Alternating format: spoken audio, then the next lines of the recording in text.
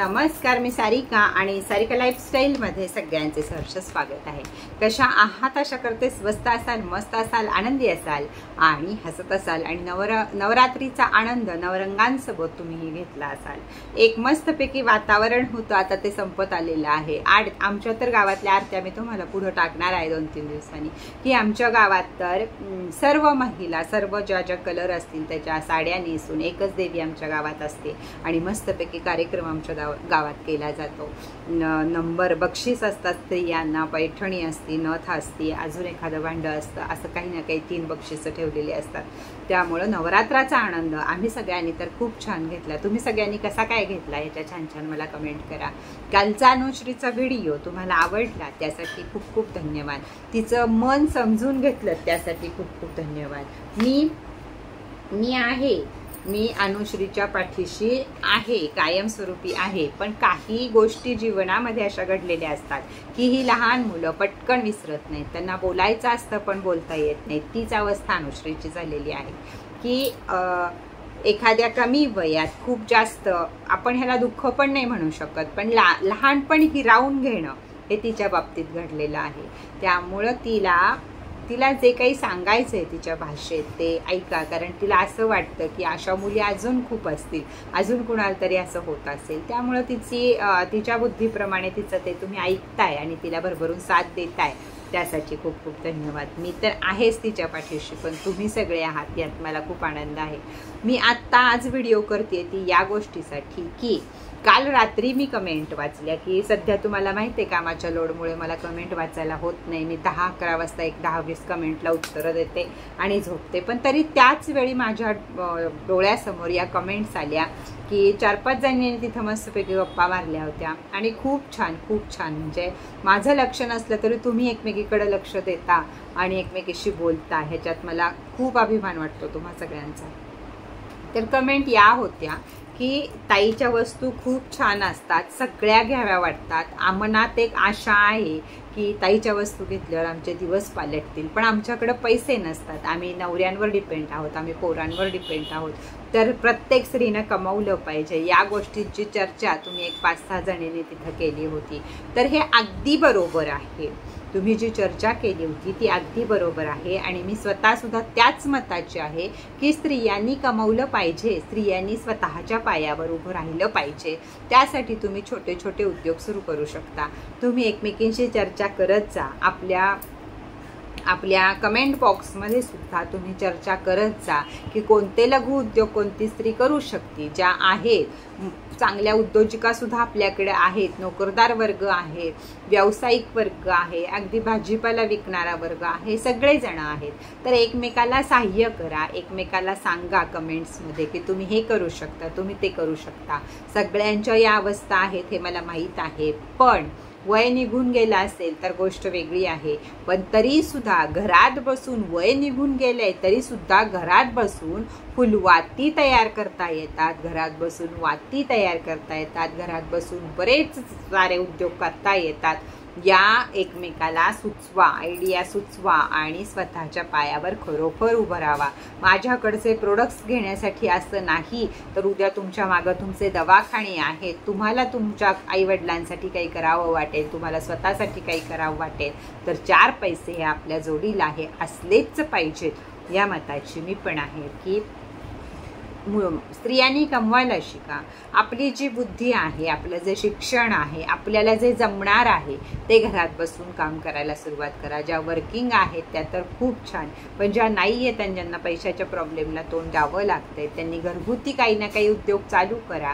गिरणी घ्या, बचत गट आहेत, आज कर्ज मिळतं तुम्हाला, तर घरात गिरणी घेऊन तुम्ही धंदा चालू करू शकता, डंक घेऊ शकता, एखाद्या आता दिवाळी आली आहे, फराळाचे पदार्थ बनवू शकता, उन्हाळी कामाचे पदार्थ बनवू शकता, शेवयाच्या मशिनी घेऊ शकता।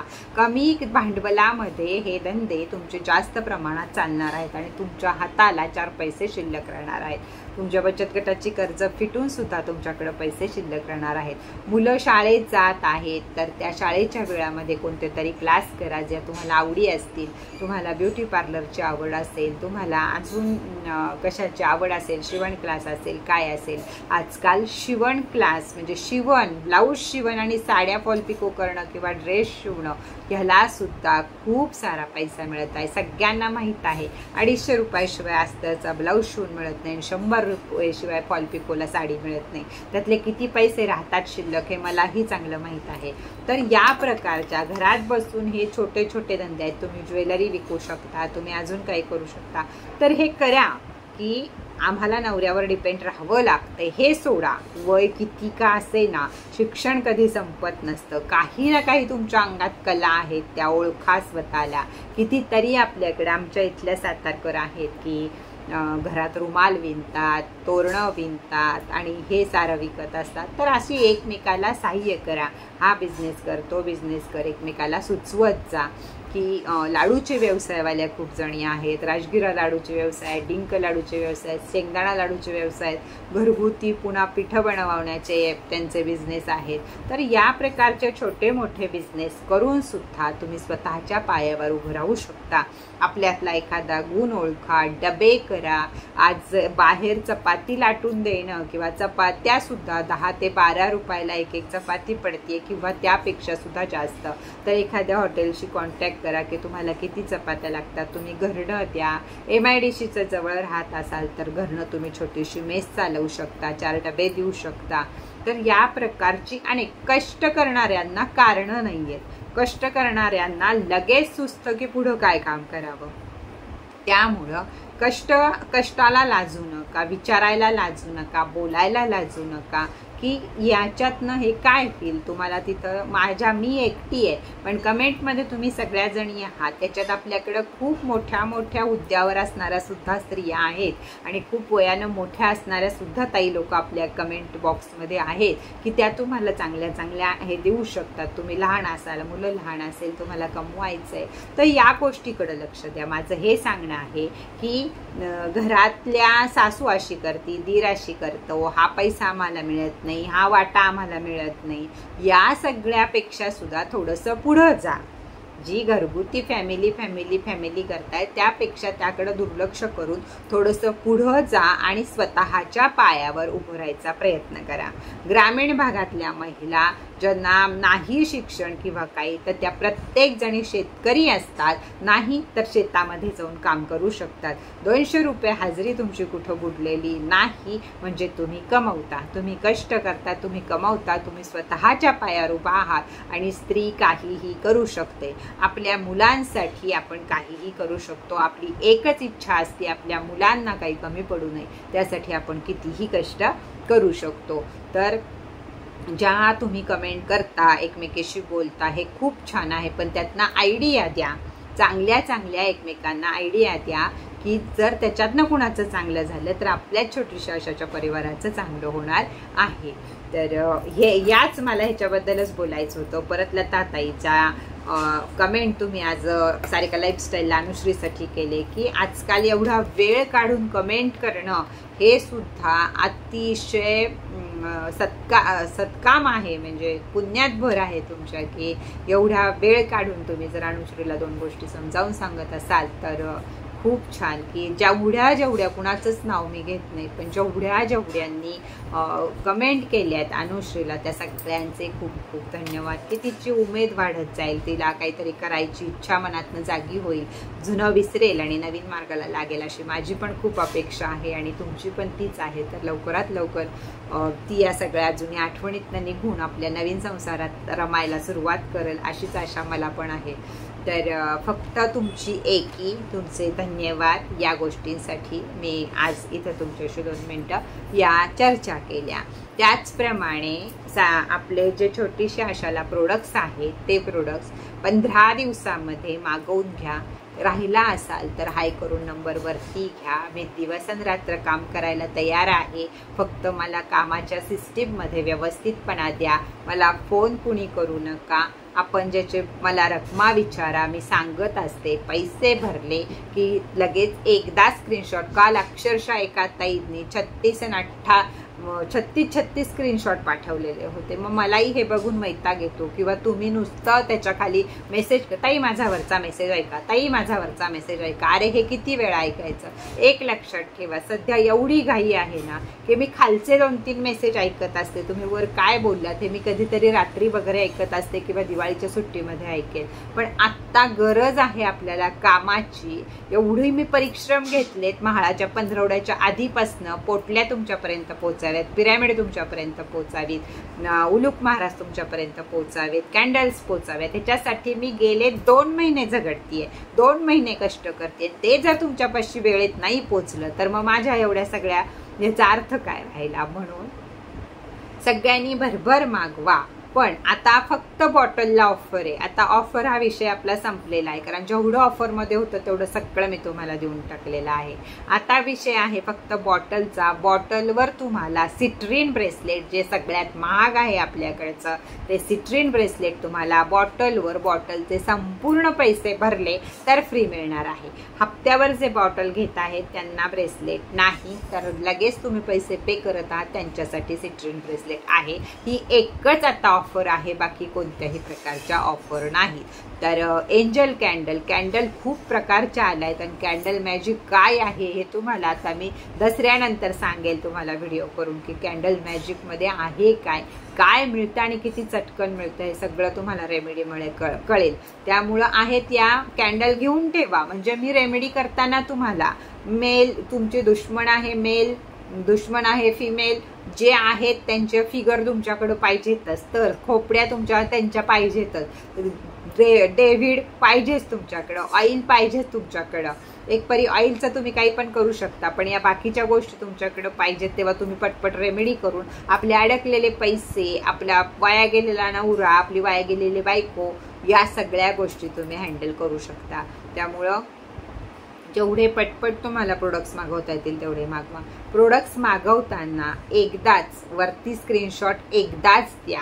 काय पैसे तुम्ही पे केले ते एकदाच द्या. त्याच्या खाली लिहा किंवा एका मेसेजमध्ये सांगा, ताई मी हे पैसे या गोष्टीसाठी पे केले आहेत.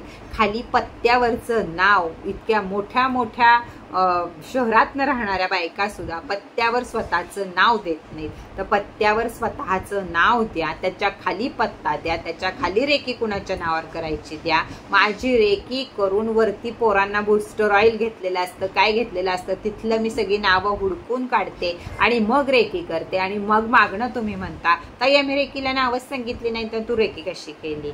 अरे मग का सांगत नाही? किती बोलेल ताई तुमच्याशी, किती वेळ थांबेल एका नंबरवर ताई तुमच्याशी, ही तुमच्या जबाबदारी आहेत की कुणाच्या नावावर रेकी करायची, कुणाच्या नावावर सिद्ध करायचं, याची संपूर्ण माहिती तुम्ही मला दिली पाहिजे. म्हणून 36 स्क्रीनशॉट देण्यापेक्षा ताई माझा मेसेज बघ, ताई माझा मेसेज बघ, ताई माझा मेसेज बघ, असले मेसेज करण्यापेक्षा एकच स्क्रीनशॉट द्या, एकच मेसेज करा, ताई मला हे हवं आहे, तर मी ह्याचे एवढे पैसे भरले आहेत आणि हा माझा खालचा पत्ता, विषय संपतो. अशा लोकांना मी लगेच शाबास म्हणते की जी मला व्यवस्थित माहिती देतात, पटकन काम होतं माझं. पण कुणाचा पिनकोड नंबर नाही तर कुणाला ऍड्रेसवर नाव द्यावं एवढी सुद्धा आपल्याकडे अक्कल नाहीये का? आपण आज कुठल्याच त्याच्यात वावरतोय की ऍड्रेसला नाव लागतं? बाबा नो, नाव द्या. ऍड्रेसला नाव तुम्ही देणार वेगळं, परत तुम्ही म्हणणार आम्हाला दिल्लीला पाठवा ना, आम्हाला पुण्याला पाठवा ना, आम्हाला मुंबईला पाठवा. अरे घोळ करू नका ताईच्या डोक्याचे. ताई रोजच्या 5000 ऑर्डर करत असते, त्यावेळी कुणाकुणाचं लक्षात ठेवणार आहे? तर व्यवस्थित माहिती 2 ठिकाणी नाही, प्रेझेंट द्या. बरं बरेच जणांचं आहे, पोटली प्रेझेंट देऊ शकतो का, उलूक महाराज प्रेझेंट देऊ शकतो का, कॅन्डल प्रेझेंट देऊ शकतो का, हा सगळे ॲटम तुम्ही यातले प्रेझेंट देऊ शकता. कोणताही असा ॲटम नाही, एक घोड्याची नाल आणि घोड्याची अंगठी सोडली तर की तुम्ही प्रेझेंट देऊ शकत नाही. सगळ्या गोष्टी तुम्ही प्रेझेंट देऊ शकता. माझ्यापाशी डायरेक्ट पत्ता देऊ शकता, डायरेक्ट तिथपर्यंत मी पोहोचवू शकते. पण जेवढी माझी जबाबदारी आहे 15 दिवसात सगळ्या गोष्टी तुमच्यापर्यंत पोहोचल्या पाहिजेत, तेवढी तुमची जबाबदारी आहे की हाय करून नंबरवरती घ्यायचा, ना की ताईला बोलायचं आज 1 दिवस झाला फोन उचलला नाही, आज 2 दिवस झाले मेसेज बघितला नाही, आज 3 दिवस झाले मेसेज बघितला नाही, आज 5 दिवस. अरे असले काय मेसेज करताय? 10 दिवसाचे मी 10 वर जाते तर मेसेज तेच ताई आज 10वा दिवस आहे, तू फोन उचलला, तू मेसेज बघितला नाही, ताई आज 11वा दिवस आहे, तू अरे हे सगळं बडबडण्यापेक्षा एका शब्दात खाली काहीतरी सांगा जे तुम्हाला हवं आहे ते. सगळ्यांना ताई हवी आहे, सगळ्यांना ताईचा वेळ हवा आहे, त्यामुळे असं करू नका. ज्या स्त्रिया आत्ता विचित्र बडबड, विचित्र गप्पा ह्याच्यासाठी कशासाठी माझ्याकडे वेळ नाहीये, कारण मला प्रत्येक कुटुंबाला आपले प्रोडक्ट तुमच्यापर्यंत पोहोचले पाहिजे. जे मी कष्ट केले 2-2.5 महिने त्याचं सार्थक झालं पाहिजे, दिवाळीपर्यंत तुमच्यापर्यंत सगळं पोहोचलं पाहिजे. त्यात दुसरी गोष्ट, दिवाळीच्या नंतर मी 8 दिवस नाहीये, मी आत्तापासूनच सांगते. जर राहिलेल्या ऑर्डर तुम्ही दिवाळी नंतर म्हणाल तर ते शक्य नाहीये. मग तुम्हाला 8 दिवस पुढे थांबावं लागेल. दिवाळीच्या आधी 4 दिवस जेवढ्या ऑर्डर जाणार आहेत तेवढ्या सगळ्या ऑर्डर मी कंप्लीट करणार आहे. नाही त्या दिवाळी झाल्यावर भाऊबीजेपासून माझी परीक्षा आहे, पुढे 8 दिवस मी इथं नाहीये. तुम्हाला व्हिडिओ येतील पण कामाला सुट्टी आहे, मी ऑनलाईन नसणार आहे. 8 दिवसांनी येईल तेव्हा परत काम चालू होईल. त्यामुळे मला माझं शिक्षण, माझी परीक्षा तुमच्यासाठी अतिशय गरजेची आहे. आपल्याला क्लास चालू करायचे आहेत ना, आपल्याला लवकर लवकर माझ्याकडनं सगळं शिकायचं आहे ना, तर त्यासाठी मलाही काही वेळ द्यावा लागतोय, अभ्यासासाठी मलाही वेळ द्यावा लागेल परीक्षांसाठी. तर या गोष्टी लक्षात ठेवा. साधी सोपी गोष्ट आहे की तुमचं ऍड्रेसवर नाव का नाही, तुम्ही रेकीला सगळ्यांची नावं का देत नाही, तुम्ही पिनकोड नंबर का देत नाही, आणि त्याच्यानंतर तुम्ही ताईला विचारणार, चुकीचं आहे हे.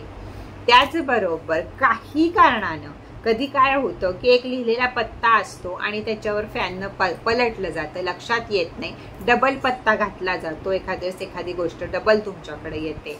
तर प्लीज प्रामाणिकपणानं आहे, 90% लोक आपल्यातली प्रामाणिकच आहेत की ती एकतर त्याचा पैसा देतात, ताई युनिव्हर्सचा संकेत आहे, तुझा आशीर्वाद आहे, मी तुझा पुढच्या आठवड्यात त्याचे पैसे पे करते, ही वस्तू माझ्याकडेच राहू दे. अशाच जवळजवळ सगळ्या स्त्रिया आहेत. पण त्यात नाही कुणी माघारी पाठवायचं असेल तर प्रामाणिकपणे तिथं मागं माझा पत्ता आहे, मी आपल्या व्यवसायाचं नाव हे साई क्रिस्टल ठेवलेलं आहे, त्यामुळं त्या पत्त्यावर खाली दाजींचं नाव आहे, पोस्टानं सरळ पोस्टाचा आणि पाठवून द्या. पोस्टानं ती गोष्ट माझ्याकडे पाठवून द्यायचा. दुसरी गोष्ट, कुरिअर माघारी येत आहेत.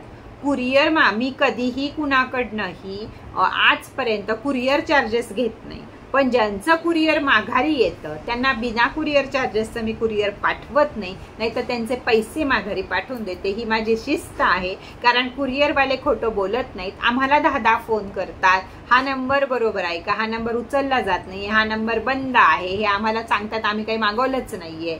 तुम्ही नवऱ्याला चोरून मागवत असाल, सासूला चोरून मागवत असाल तर तुम्ही दुसऱ्या पत्त्यांवर मागवा, काही ना काही वेगळं करा. की ते 100 रुपये, 60 रुपये, 40 रुपये असे कुरिअर चार्जेस आहेत, तेवढे भोगण्याची ताकद माझ्यामध्ये नाही. मी एकदा फ्री देत आहे, ती एकदाच देणार. वस्तू माझ्यापाशी माघारी आली की तुम्हाला त्याचे पैसे पे करावे लागणार, जर तुम्हाला हवी असेल तर. हे क्लिअर आहे माझ्याकडं की दुसऱ्यांदा वस्तू माघारी आली तर तुम्हाला त्याचे कुरिअर चार्जेस हे द्यावेच लागणार, नाही तर मला सरसकट सगळ्यांना कुरिअर चार्जेस लागू करावे लागतील. मग एकामुळे बाकीच्यांचे तोटे होतील. 30-40 रुपये सुद्धा एक दिवसाची भाजी आहे आपली. मी हा विचार करते की मी जर तुमच्याकडनं 30-40 रुपये घेतले तर त्या 30-40 रुपयामध्ये तुमची उद्या भाजी भागेल, कुठंतरी पैसा वाचावा म्हणून मी माझ्या स्वतःच्या ह्यानं तुम्हाला ते कुरिअर पाठवत असते.